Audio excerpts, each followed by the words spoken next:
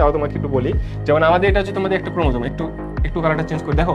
তোমাদের যে ক্রোমোজোমটা ছিল এটা প্রথমে এটা সুতার মতো ছিল, তাই না?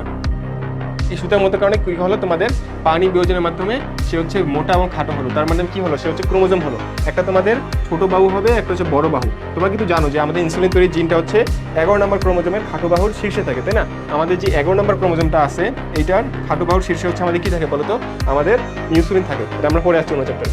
এখন কথা হচ্ছে এই ক্রোমোজোমটা দেখবা যে লম্বালম্বিভাবে ভাগ হয়ে যাবে, লম্বালম্বিভাবে ভাগ হয়ে তোমার কি তৈরি করে বলতো, দুইটা ক্রোমাটিড তৈরি করবে। তার মানে এই যে দেখো এই দিক দিয়ে তোমাদের ভাগ হয়ে যাবে, একটুকে দেখাইছি কিন্তু এই জায়গাটা। এখন কথা হচ্ছে কয়টা ক্রোমাটিড পাবো ভালো তো, এখানে আমরা এখানে কিন্তু দুইটা ক্রোমাটিড পাবো, তাই না? এই যে তোমাদের ক্রোমাটিডগুলো তৈরি হলো, এখানে সেন্ট্রোমিয়ারটা কিন্তু ভাগ হয় না। তার মানে সেন্ট্রোমিয়ার ব্যতীত আমাদের এটা ভাগ হয়ে যাবে কোন দশায়, প্রোফেজ দশায়। সবচেয়ে ইম্পর্টেন্ট কিন্তু এইটা কথাই, এই জিনিসগুলো হচ্ছে বুঝে বুঝে পড়াটাই হচ্ছে এখানে মেইন কথা। এখন কথা হলো যে আমরা যে